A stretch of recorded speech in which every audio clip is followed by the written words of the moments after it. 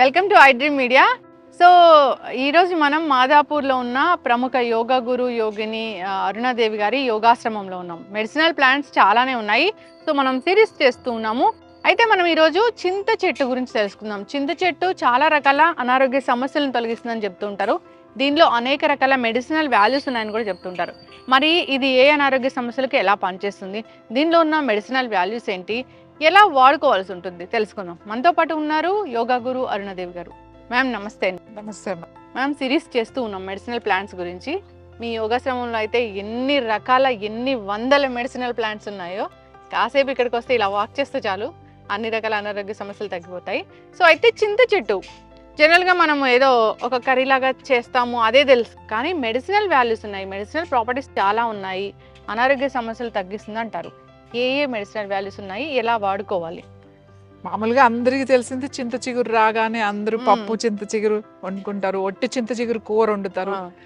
Non veg తినే వాళ్ళు అయితే ఇంకా చాలా రకాలుగా చేసుకుంటారు. చింత చిగురు చేపలు, చింత చిగురు రొయ్యలు, చింత చిగురు ఎండు.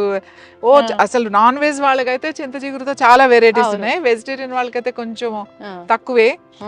సో ఇవి అన్నీ మనకి అంటే వంటల్లో మనం తినడానికి వాడే. దీని మెడిసినల్ వాల్యూ ఏంటి అంటే మెయిన్ చింత చెట్టుకి నొప్పిని తగ్గించే గుణం ఎక్కువ.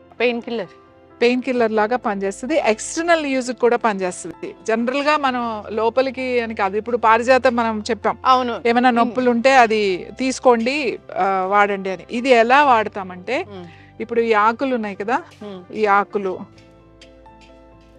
ఇట్లా ఆకులు తీసేసుకోవాలి. ముదిరిపోయిన ఆకులు, కొంచెం ముదిరిన ఆకులు ఊరికే ఇట్లా తీసేసుకుని, లేకపోతే ఇలా చిన్న చిన్న ముక్కల కింద చేసాలి. అంటే ముక్కలు ఎందుకు చేయమంటే మళ్ళీ ఇవి మనం ఉడకబెట్టినప్పుడు గట్టిగా అయ్యి గుచ్చుకుంటాయి అన్నమాట స్కిన్ కి. అందుకని ఇలా ఆకులు తీసేస్తాం.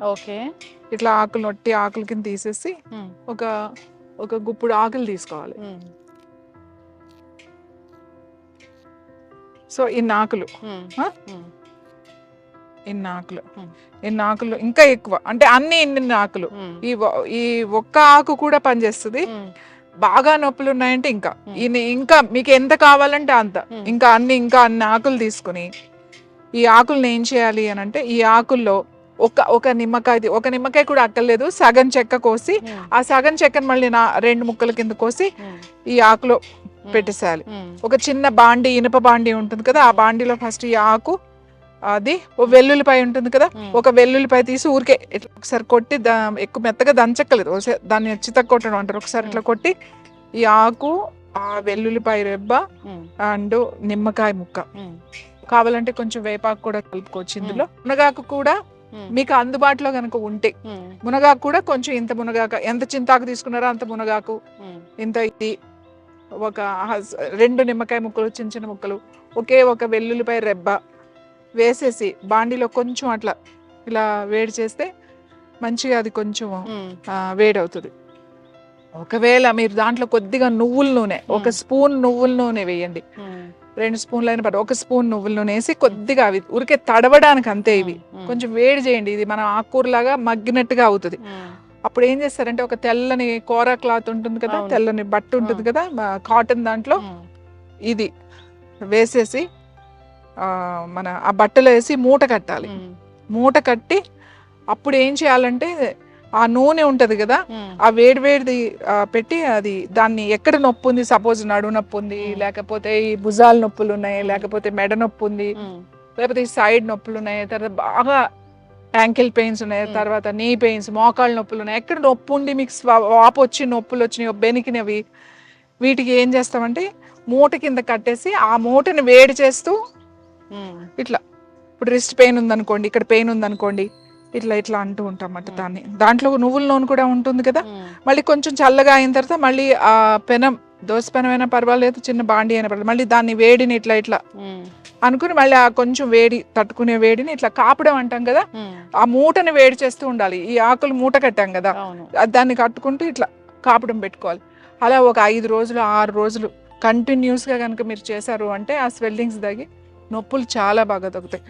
చింతాకు ఒట్టి ఆకులన్నీ లేవండి, చింతాకు అయితే ఉంది మా దగ్గర అంటే చింతాకు ఒక్కటి కూడా మీరు అలా చేసుకో. ఇప్పుడు మీరు చెప్పిన నువ్వుల నూనె, వెల్లుల్లిపాయలు, చింతాకు ఇవన్నీ కూడా పెయిన్ ని తగ్గించే గుణాలు ఉన్నవి. వాటన్నిటిని ఒక కాంబినేషన్ లో తీసుకున్నట్లయితే ఇంకా చక్కగా పనిచేస్తుంది. వాపు తగ్గుతుంది, తర్వాత మీకు నొప్పి తగ్గుతుంది. అంటే ఒక్కసారి పెట్టుకుంటే కాదు, కనీసం మనకి ఒక 5-6 రోజులు కంటిన్యూస్ గా, లేదా మీకు నొప్పి తగ్గే వరకు పెట్టుకోవాలి. మీకు ఒక 5 రోజులు పెట్టుకోగానే మీకు రిజల్ట్ తెలిసిపోతుంది. ఫస్ట్ డే ఏమవుతుందంటే ఎక్కడైనా నొప్పి ఉన్న దగ్గర పెడితే ఏదో కొంచెం ఎక్కువైనట్టే అనిపిస్తుంది. అమ్మో ఇది పెట్టాను ఎక్కువైందని ఏమో అనుకోకండి. ఒక 2-3 రోజులు అలా కంటిన్యూస్ గా పెట్టండి, అప్పుడు మంచి నొప్పి తగ్గుతుంది. యాంకిల్స్ నడవలేని వాళ్ళు కానీ ఏదైనా సరే చింతాకు నొప్పులకి బాగా తగ్గుతుంది. చింతాకు ఎక్కడంటే అక్కడ దొరుకుతుంది. మీకు రోడ్ల మీద పెద్ద పెద్ద చెట్లు ఉంటాయి, చింతాకు చెట్లు. సో మనకి ఇళ్లలో ఇవి పెంచుకోలేం కదా, బయట వెళ్ళినప్పుడు ఈ ఆకు తెచ్చుకుని చేసుకుంటే చాలా మంచిది. దీని గింజలు ఉంటాయి, చింతగింజలు కూడా పిక్కలు అంటాం.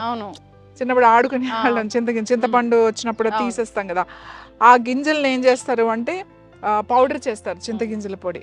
చింతగింజలు కూడా మెడిసినల్ వాల్యూస్ ఉన్నాయి, అలాగే ఈ ఆకులో కూడా మెడిసినల్ వాల్యూస్ ఉన్నాయి. ఇంకా చెప్పాలి అంటే ఇర్రెగ్యులర్ పీరియడ్స్ వస్తే ఈ చింత బెరడు ఉంది కదా, అది బాగా ముదిరిన బెరడు అన్నమాట. ఆ కింద కాండం ఉంటుంది కదా, బెరడు ముక్క తీసుకోవాలన్నమాట. ఆ ముక్క తీసుకుని దాన్ని ఏం చేయాలి అని అంటే భస్మం చేయాలి. భస్మం అంటే ఏంటంటే ఆవు పిడక కానీ ఆవు పేడతో చేసిన పిడకలు ఉంటాయి కదా మనకి, ఆవు పేడతో చేసినవి. ఆ పిడకను అంటించి ఆ పిడక మీద 2-3 బెరడు ముక్కలు పెట్టాలన్నమాట. పెట్టి మనం అంటిస్తే అది బాగా కాలుతుంది కదా, అది కాలిన తర్వాత అది జాగ్రత్తగా తీస్తే అది భస్మం అవుతుంది అన్నమాట. దాన్ని మంచిగా మెత్తగా అలా చేసుకుని వస్త్రగాళికం చేసేసి ఆ మెత్తంది ఏదైతే ఈ బెరడు కాల్చామో ఆ పొడి తీసి పక్కన పెట్టుకుని రోజు, ముఖ్యంగా పిల్లలకి మెచ్యూర్ అయిన తర్వాత చాలా మంది తొందరగా మళ్ళీ రావు, పీరియడ్స్ డిలే అవుతూ ఉంటాయి, లేకపోతే ఇర్రెగ్యులర్గా వస్తూ ఉంటాయి, పీరియడ్స్ మధ్యలో ఆగిపోయి మళ్ళీ హార్మోన్ ఇన్బ్యాలెన్స్ అలాంటివి అవుతాయి. వాళ్ళకి ఆ భస్మాన్ని ఏం చేయాలంటే అరటిపండు ఉంటుంది కదా, కొంచెం అరటిపండు తీసి ఒక ముక్కలో ఒక 2 చిటికెలు భస్మ అరటిపండులో పెట్టి తినేసేయాలి. అరటిపండు తింటే చాలా బాగా పనిచేస్తుంది. మీరు అలా ఒక 10 రోజులు చేశారు అంటే పీరియడ్స్ రెగ్యులర్ అయిపోతాయి. అంటే ఓ 21 days అన్నా మీరు చెయ్యాలి, చేస్తే చాలా బాగా పనిచేస్తుంది. చింతబెరడు అంటే చాలా మందికి తెలియదు, కొన్ని పేర్లు వేరే ఉంటాయి, కానీ మనం చేసుకునే ఓపిక ఉంటే, ఇది రెడీమేడ్ దొరుకుతుంది తెచ్చేసుకోవచ్చు అంటే రెడీమేడ్ కూడా దొరుకుతుంది. ఓపిక ఉండి మన దగ్గర అవకాశం ఉంటే అలా చేసుకుని కనుక తీసుకుంటే మంచి రిజల్ట్ వస్తుంది. ఖచ్చితంగా మ్యామ్, చాలా చక్కగా చెప్పారు. చింత చెట్టు అంటే జనరల్గా ఇవి మనం తీసుకుంటున్నామంటే దీనిలో మెడిసినల్ వాల్యూస్ ఉన్నాయని, కాకపోతే తెలియదు ఏ అనారోగ్య సమస్యలకు ఎలా వాడుకోవాలని. మీరైతే చాలా చక్కగా చెప్పారు, పెయిన్ కిల్లర్ ఎలా పనిచేస్తుందని, ఇన్ఫ్లమేషన్ తగ్గిస్తుంది అని. సో అంతేకాదు ఈ పీరియడ్స్ ఇష్యూ కూడా చాలా బాగా పనిచేస్తుంది. పీరియడ్స్ ఇష్యూకి నేను ఇందాక చెప్పాను కదా, మూట కట్టుకోమని ఆకు అది కొంచెం వేయించి వేడిగా, ఆ వేడిగా నొప్పి చాలా మందికి బాగా మెలిపెట్టి వచ్చేస్తా ఉంటది. ఎంత అంటే పాపం వాళ్ళు అసలు కదలలేరన్నమాట, మూమెంట్ ఉండదు, ఏ మెడిసిన్ వేసుకున్నా పనిచేయి. వాళ్ళకి కూడా దీన్ని చక్కగా కింద పొట్ట మీద ఈ లోయర్ అబ్డామెన్ మీద కనుక కాపడం లాగా పెట్టుకుంటే, ఆ మూట పెట్టి కాపడంలా పెట్టుకుంటే ఆ నొప్పి కూడా చాలా బాగా తగ్గిపోతుంది. ఖచ్చితంగా మ్యామ్, చాలా చక్కగా చెప్పారు. ఈ సిరీస్ అనేది మనం కంటిన్యూ చేద్దాము. ఎన్నో ప్లాన్స్ ఉన్నాయి ఇక్కడ, సో అన్నిటి గురించి తెలియజేసే ప్రయత్నం చేద్దాము. చాలా చక్కటి ఇన్ఫర్మేషన్ అండి, అందరూ కూడా దీన్ని యూస్ చేసుకోవాలని కోరుకున్నాం. ధన్యవాదాలు. నమస్తే.